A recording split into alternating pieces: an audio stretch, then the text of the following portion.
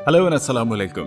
क्या आप जानते हैं कि ज़हीन मर्दों और ख़वातीन को आम तौर पर लोग आसानी से नाराज कर सकते हैं, लेकिन ये लोग बेमानी दलाइल से बचने की कोशिश में जवाबन कुछ नहीं कहते। मेरा नाम है महमूद रियाज और आप देख रहे हैं उर्दू बुक समरीज। आज जिस किताब की समरी लेकर मैं आपकी खिदमत में हाजिर हुआ हूँ उसका नाम है when bad things happen to good people और इसके ऑथर हैं रबी हैरोल्ड और एस कुशनर। इस किताब में बताया गया कि ऐसा क्यों होता है कि बेहतरीन और अच्छे लोग भी बाज़ औक़ात संगीन मसाइल और मुश्किलात का शिकार होते हैं, और ये कि किस तरह हम अपने दुख दर्द पर रोने धोने और पछताने की बजाय इस बात को मानी खेज बना सकते हैं। जब आप जिंदगी में खुद को कमतर महसूस करते हैं तो आप क्या करेंगे? खुद पर तरस खाएंगे, गुस्सा करेंगे, नाराजगी या हसद का रवैया इख्तियार करेंगे। इन तमाम मनफी जज्बात का सबसे बड़ा नुकसान ये होता है कि बदकिस्मती का एहसास लोगों को भी खुदा से दूर कर देने की तरगीब देता है।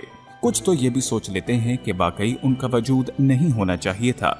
आज की समरी में मैं आपको इस किताब से अखज़ करता 3 सबक बताऊंगा। सबसे पहले, लोगों को अक्सर वो सब कुछ नहीं मिलता जिसके वो मुस्तहिक हों। ऐसे लोगों की बातें न सुने जो हर वक्त सिर्फ बदकिस्मती की वजाहत करने की कोशिश में लगे रहते हैं। दर्द के मानी ये हैं कि आप इस दर्द से कैसे नबरद आजमा होते हैं। अगर आप अभी तक हकीकी अलमियत से नबरद आजमा नहीं हुए तो बदकिस्मती से आप शायद ऐसा करेंगे। लिहाजा ये सबक याद रखें, लोगों को अक्सर ये सब कुछ नहीं मिलता जिसके वो मुस्तहिक होते हैं। मुसन्निफ ये बात बखूबी जानते हैं कि कामिल और मासूम लोगों के साथ अक्सर बुरी चीजें हो सकती हैं। उनके बेटे को एक छोटी सी उम्र में नाकाबिल इलाज बीमारी की तशखीस हुई। लड़का 1 दहाई से कबल बुढ़ापे के असरात में मुब्तला था और सिर्फ 14 साल की उम्र में उसका इंतकाल हो गया। लेकिन क्यों अपने बच्चे के तबाहकुन नुकसान ने मुसन्निफ का एतमाद खत्म नहीं किया। उन्होंने महसूस किया कि कुदरत हमेशा इंसान की फेवर में नहीं होती, कभी वो लेकर आजमाती है और कभी अता करके। लोगों को अक्सर वो सब कुछ नहीं मिलता जिसके वो मुस्तहिक हों, बल्कि अक्सर जो मिलता है वो वापस ले लिया जाता है।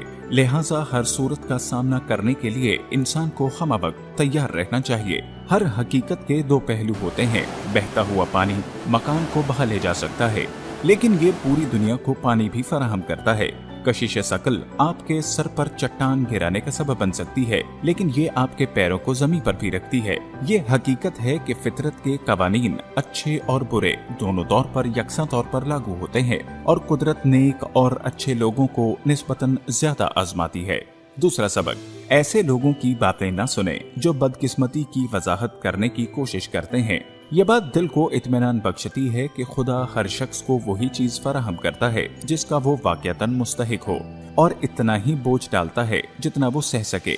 काफी हद तक गैर मजहबी लोग भी इस पर यकीन रखते हैं। हो सकता है कि आप भी जिंदगी के बारे में इस कड़वी गोली को निगलने के लिए तैयार हों, लेकिन आपको कबूल करना होगा कि हक और हासिल के माबैन कोई राहत बख्श कनेक्शन नहीं। इसका मतलब हरगिज ये नहीं कि सब कुछ इंसान की मर्जी के मुताबिक होगा। रास्ते में मिलने वाले अक्सर दर्द में मुब्तला शख्स ऐसी बातें कहते हैं जिससे आप जिंदगी के बारे में मजीद मनफी होते चले जाते हैं। ये समझने की कोशिश करें कि हर शख्स अपनी तरह से और अपनी अपनी रफ्तार से जिंदगी की मुश्किलात से दो-चार है, लेकिन सबकी सलाहियतें भी मुख्तलिफ हैं और सबकी वारदातें भी और आप बीती भी। लिहाजा जिंदगी को कभी भी दूसरों की नजर से जज मत करें, खसूसन मनफी बातों पर ध्यान मत दें। मुस्बत रवैये अक्सर एक दूसरे से मिलते जुलते हो सकते हैं, लेकिन मनफी मामलात सबके मुख्तलिफ होते हैं, बिल्कुल इसी तरह जैसे हर शख्स की इस्तेदाद मुख्तलिफ होती है। सबक नंबर 3, दर्द के मानी इससे निकलते हैं जो आप इस दर्द के साथ करते हैं। आपने एक मकूला आम सुना होगा, this is not what you feel, this is how you feel.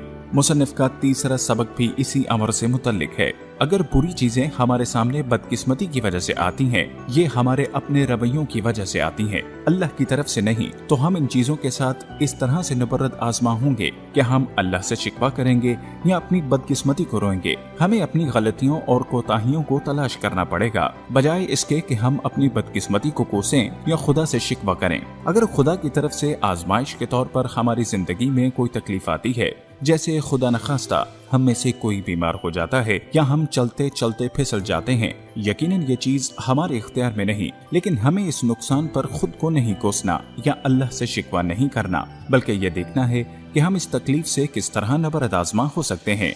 यहाँ हमें अपने जज्बाती ताकत को इस्तेमाल करने की जरूरत है।